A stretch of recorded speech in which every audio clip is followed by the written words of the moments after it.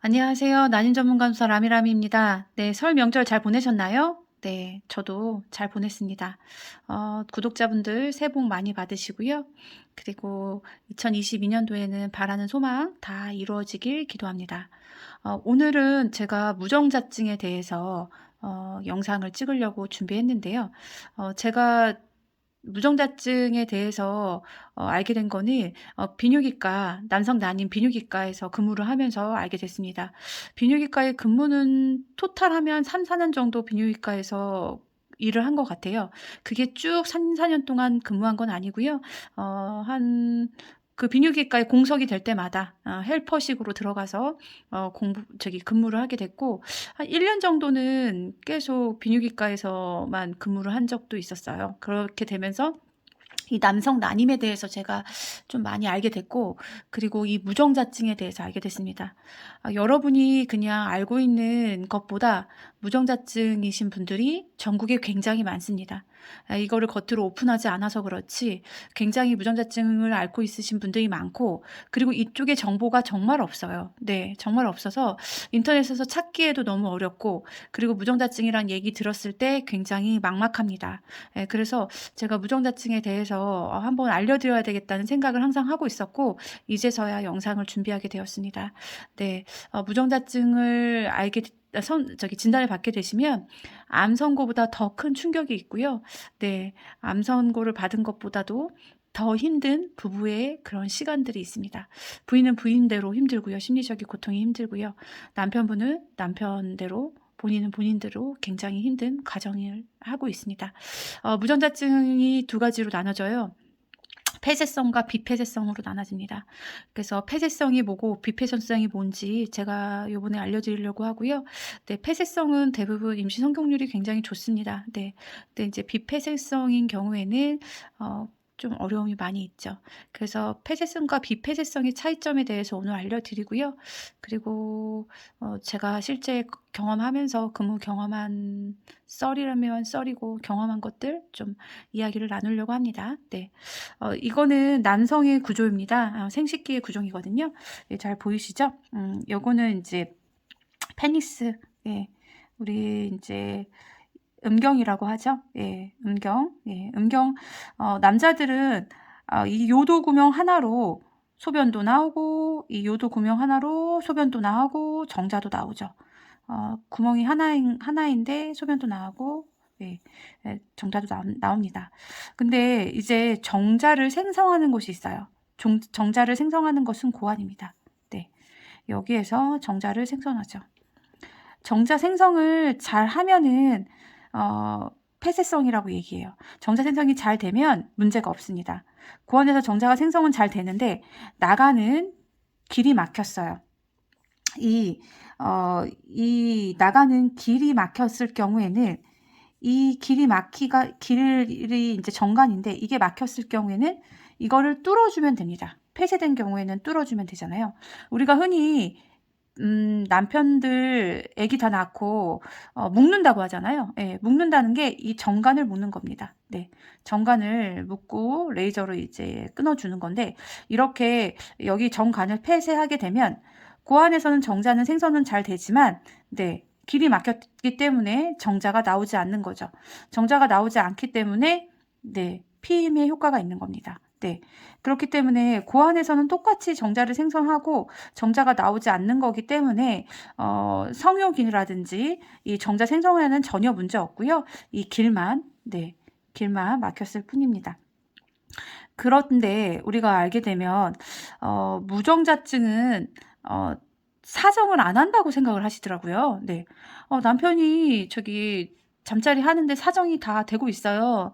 그리고 정액을 제가 제 눈에 봤어요. 이렇게 얘기하는데, 무정자증이신 분들은 똑같이 사정을 합니다. 예. 사정하고요.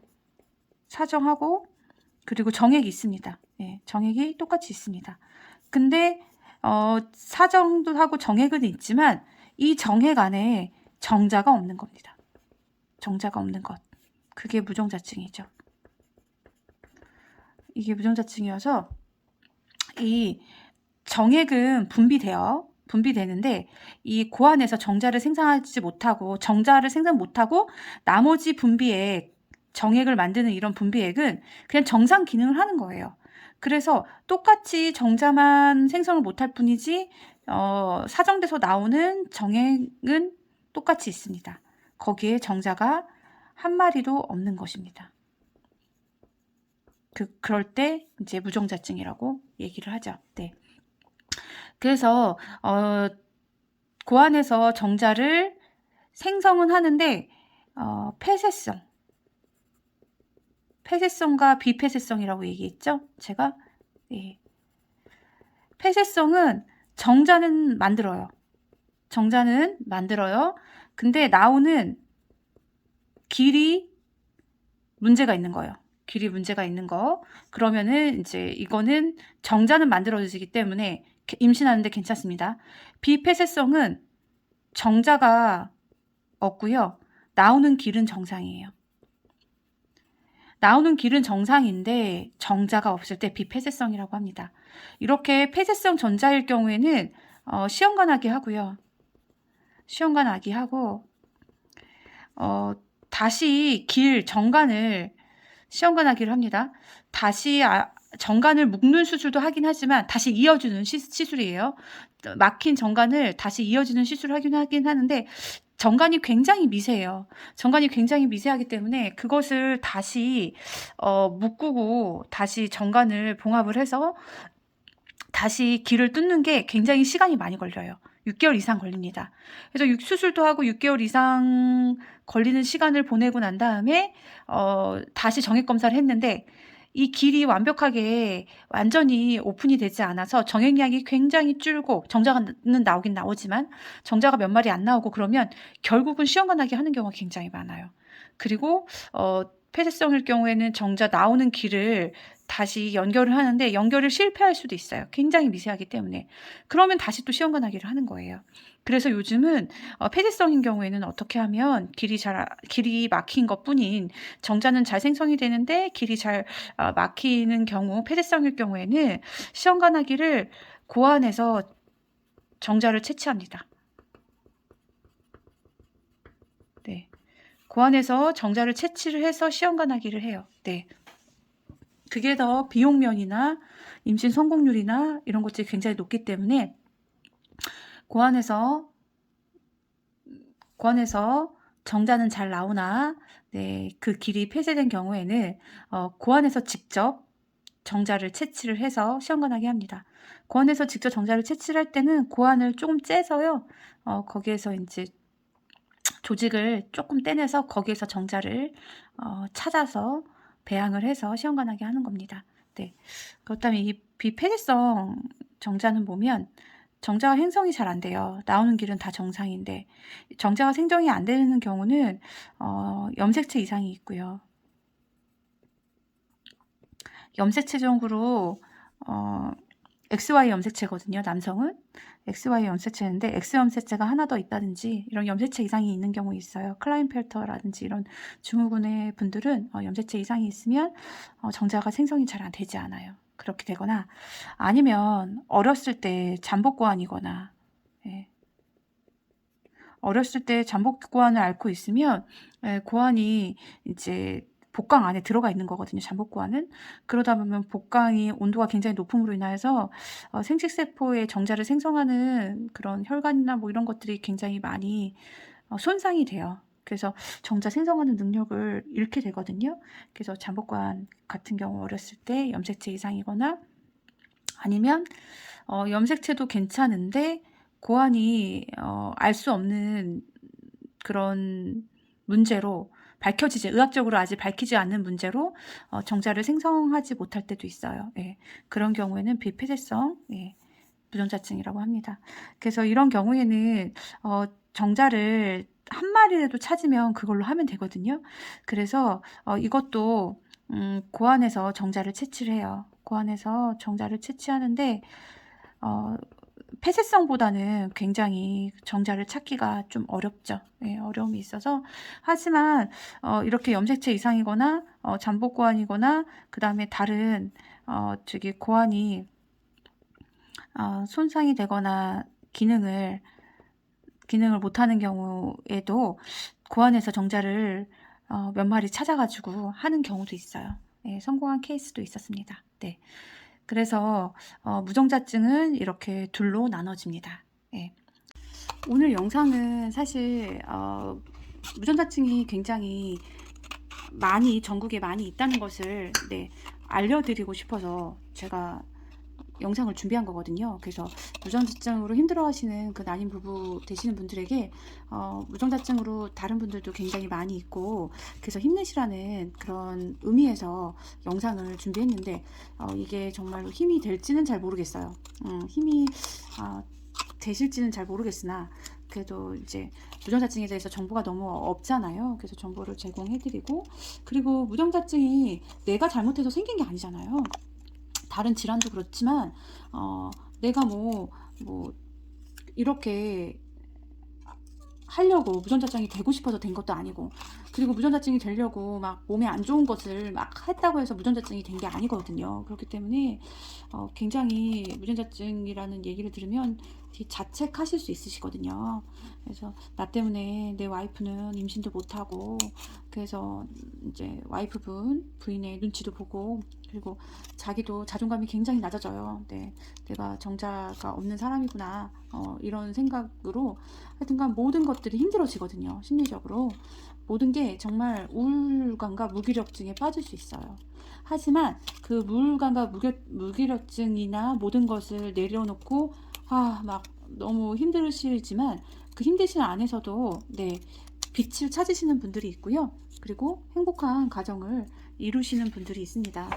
그래서 이 무정자증을 앓고 계시는 분들이 어떻게 이겨내고 있는지 제가 경험한 썰을 하나 풀어드리면, 제가 이제 병원에서 무정자증이신 분들은 최종 상담은 입양을 받으시거나 정자 기증을 받으라는 게 최종 상담이에요. 그래서 정자 기증 얘기를 들으시거나 정자 기증 받아서 임신을 하세요 라거나, 저건 비폐쇄성 무정자증을 말하는 거예요. 고안에서 아예 정자를 생성 못 하시는 분들, 그분의 경우에는 정자 기증을 받거나 입양 얘기가 오갑니다. 근데 이제 정자 기증이라는 게 외국에는 기증이 굉장히 많이 열려 있거든요. 정자 은행도 굉장히 활발하고, 우리나라에서도 정자 기증을 하고 있습니다. 정자 기증 은행이 있거든요. 혈액형별로 정자 은행을 운영하고 있어서 무정자증인 분들은 그 정자 은행을 이용해서 임신을 하고 있습니다. 근데 제가 기억에 남는 분은 형제분이시거든요. 형제분이신데 그 형님이 동생에게 정자를 기증하시겠다고 하신 케이스였어요. 기꺼이.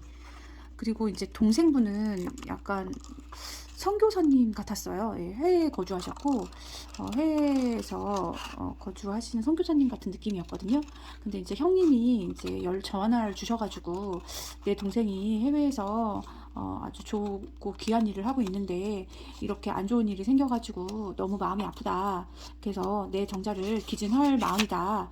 기증하려면 어떻게 해야 하냐 이래가지고 제가 이제 기증 절차를 설명을 좀 해드렸는데, 알려드렸거든요.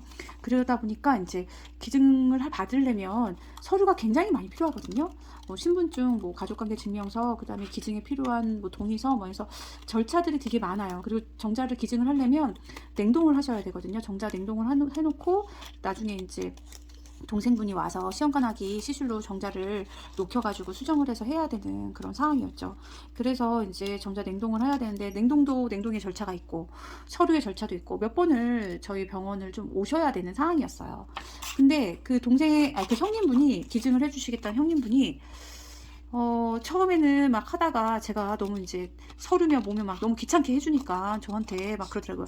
내가 사업을 지금 진행을 할 수가 없다. 나 때문에, 저 때문에요. 제가 하도 전화를 하고 서류 뭐 주시고요, 뭐 주시고 하니까 대체 왜 이렇게 서류가 많냐 하시면서, 내가 내 아그들 많다. 한 200명에서 300명 정도 아그들이 있는데 그 아그들을 보낼 테니 걔네 이제 오토바이로 퀵으로 금방 도착할 거다. 지금 걔들 통해서 서류를 받고 걔네들이 이제 대신 대필로 사인을 해줄 테니 우리 아그들을 통해서 사인을 받아라. 저한테 그러시더라고요. 근데 본인 사인 받아야 되거든요. 제가 그래서 아니 그런 지금 대리인이 오셔서 그렇게 하실 수 없다. 그랬더니 뭔 말이냐. 내 아그들이 지금 내 밑으로 200~300명이 되는데 왜 그쪽 병원은 왜 이렇게 유도리가 없냐. 융통성이 없냐 저한테 막 뭐라고 하시는 거예요. 그래서 제가 아니 죄송한데 제가 좀 무서웠거든요. 막 악어들 얘기하고 우리 악어들 보낸다. 지금 이제 오토바이 통해서 지금 출발할 거다 막 이러니까 제가 병원에서 갑자기 겁이 나가지고 아 너무 죄송한데 이제 오셔야 되신다고 직접 하고 설명을 했는데 그분이 전화를 끊으면서 자기 이제 알았다고 하면서 이제 그분이 전자랜동을 다 끝내시고 이제 기증의 절차를 다 끝내시고 난 다음에 가시면서 저에게 내가 이제 할 것을 다 끝냈으니 내 아우 내 동생 잘 부탁한다. 내 동생이 정말 착하고 선한 일을 많이 하는 동생인데 이런 일이 생겨가지고 자기는 마음이 너무 안타깝다고 하시더라고요. 그래서 잘 좀 부탁한다 그렇게 하고 가셨거든요. 그래서 그 말씀을 하시면서 가셨는데 정말로 그 사랑이잖아요. 사랑. 형이 동생을 향한 사랑이잖아요. 그래서 그 사랑이 너무 느껴졌고요. 그래서 이렇게 이거는 이제 형이 동생에게 정자를 기증을 해줬지만 정자 은행을 통해서 정자 기증을 받아서 임신하시고 그 아이를 데리고 오신 분도 있으셨어요. 그래서 너무 이제 감사하고 너무 행복하다고, 우리 가정이 이런 아이가 찾아와서 너무 행복하다고 하는데 진짜 아이가 너무 예쁜 거예요. 정말 하늘에서 내린 천사처럼 너무 예뻐가지고 그런 아이를 제가 보면서 그러면서 난임부분들 이제 무정자증이나 다른 분으로 다 힘드시긴 하겠지만 특히 무정자증으로 힘들어 하시는 분들 힘내시고요. 네, 이제 우리가 선택하고 할 수 있는 방법은 몇 가지 되진 않지만 거기 안에서 또 선택하시고 노력하시면서 또 행복을 찾아가시고 그리고 대부분 이렇게 아이를 너무 바라시는 분들은 정말로 아이를 잘 키우실 수 있으신 분이잖아요. 준비되신 부모님들이시잖아요. 그래서 아이를 정말 행복하게 너무 기쁘게 잘 키우실 수 있으실 것 같아요. 그래서 각 가정마다 행복하시고 좋은 일만 많이 있길 바라고요. 제가 올리는 이런 영상들이 조금나마 도움이 되고자 싶어서 제가 영상 드렸는데요. 임신되는 그날까지 네, 화이팅 할게요. 네, 오늘 여기까지 하겠습니다.